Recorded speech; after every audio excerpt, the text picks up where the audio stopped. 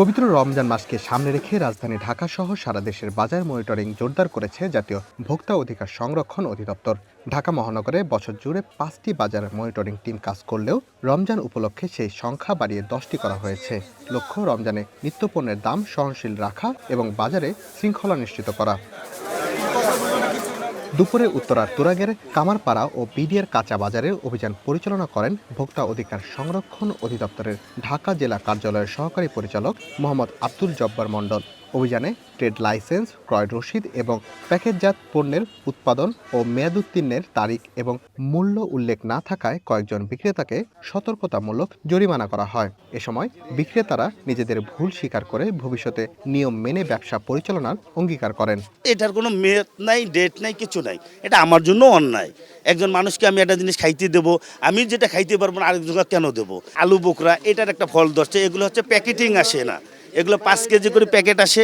আমরা এখানে কাস্টমারের সুবিধার জন্য 1 কেজি, আধা কেজি, 250 গ্রাম এভাবে পিপি দিয়ে আমরা প্যাকেটিং করি।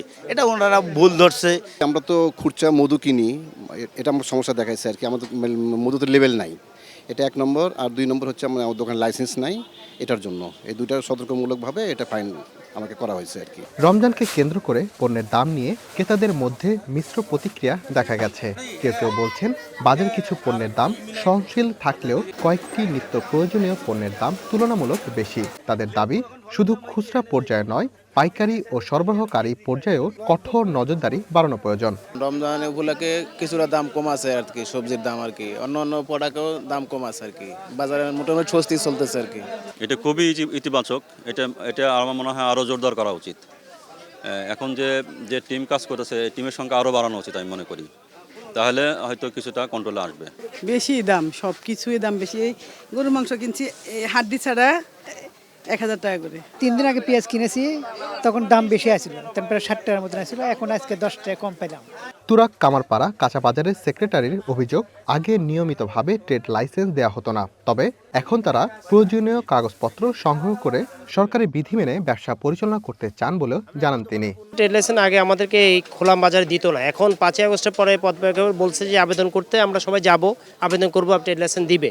এখন বলতেছে, আগে যেগুলোই বলতো যে আপনাদের এখানে স্থায়ী মার্কেট না, আপনাদের এখানে দেওয়া যাবে না, এই ঘুষ লাগবে, সেই লাগবে, এই জন্য আমরা করতাম না।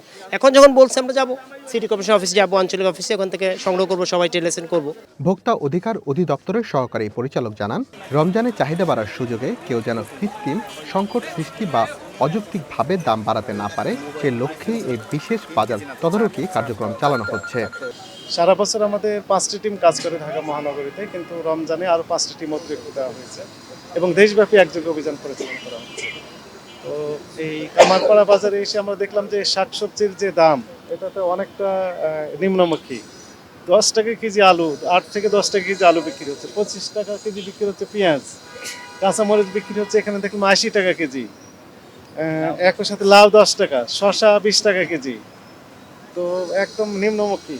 ফলের দোকানে আমরা দেখলাম তাদের ট্রেড লাইসেন্স নেই। কোনো একটা ব্যবসা শুরু করতে গেলে অবশ্যই একটা ট্রেড লাইসেন্স দরকার, আদারওয়াইজ তার তো রোডটাই ঠিক থাকলো না।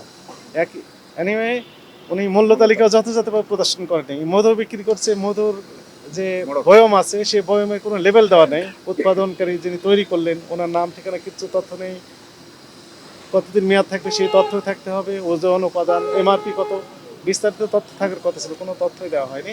সতর্কতামূলকভাবে 2000 টাকা জরিমানা করা হয়েছে, যেন উনি কারেকশন করতে পারেন নিজেকে। সাধারণ ক্রেতাদের প্রত্যাশা শুধু রমজানই নয়, নিত্য পণ্যের বাজার নিয়ন্ত্রণে রাখতে সারা বছরই যেন এমন অভিযান ও মনিটরিং কার্যক্রম জোরদার থাকে।